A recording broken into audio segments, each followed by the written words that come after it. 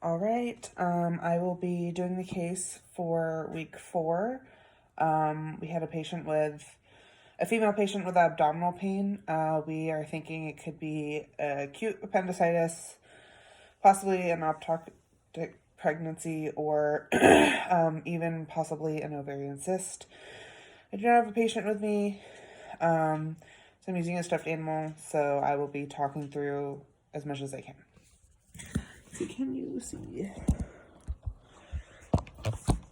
Okay. So we start a little bit different with this. The order's a little bit different. So the first, okay, get out of the way. Go lay down. Thank you, good boy. So the first part of this is we inspect. We are looking for a protruding abdomen, or maybe looking for inflammation. You're also going to make sure you take vitals. Vitals are super important because it could be something else that's going on that you might be able to see, high blood pressure or things like that. And then the next step would be to auscultate. But for this case, it is not needed. Sorry, excuse me. Because our patient has had no problem with bowel movements, no diarrhea, no constipation, no alteration. So therefore, auscultation is not necessary. It wouldn't be wrong to do it, but it's just not needed. How you would auscultate is you would listen to all 4 quadrants, 3 per quadrants, for 5 seconds each. So after you auscultate, the next step would be to percuss. So you are going to be percussing in all 4 quadrants. You are wanting to do 3 per quadrant, so you should be touching at least 12 spots, going in a clockwise fashion. So with this patient, it is their lower right side.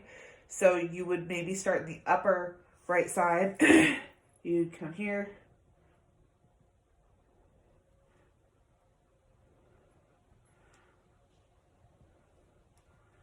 And then the most painful one first, because you don't want that to aggravate anything else. You are listening to the sound.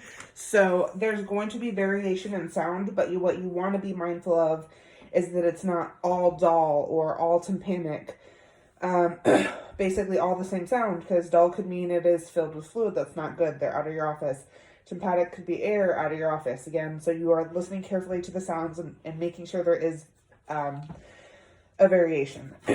So the next step in this would be you are going to do a light palpation and then a deep palpation. So with the light palpation, you're going to be going in like alternating, that's not the right word, overlapping circles. So again, you're starting counterclockwise, away from the pain. Then the next step, for deep, your patient would bring their legs up. My patient does not have legs, I apologize, so their legs would be up. And then you would come a little bit deeper and do the same thing. The next step would be our special tests. So our first special test is going to be the rebound tenderness. So you would come down pretty deep, nice and slow, and then come out fast.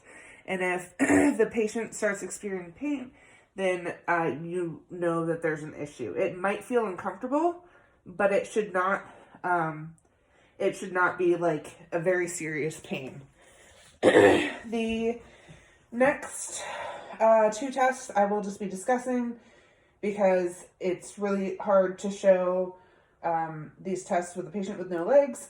So the next test would be psoas sign. You would have, as the doctor, you would have their hand on their iliac crest, and you'd be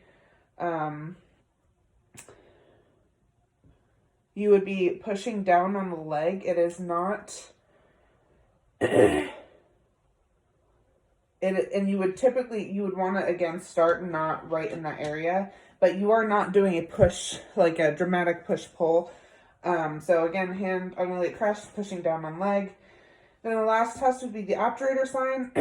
My patient does not have legs, but you would need to bend the patient's knees up, push against the hand, and you're using the distal aspect for the end. So it's not like a lever. So again, those 3 tests would be rebound sign, psoas sign, and obturator sign. Thank you. And again, I really apologize for not having a patient. It was a little out of my control today.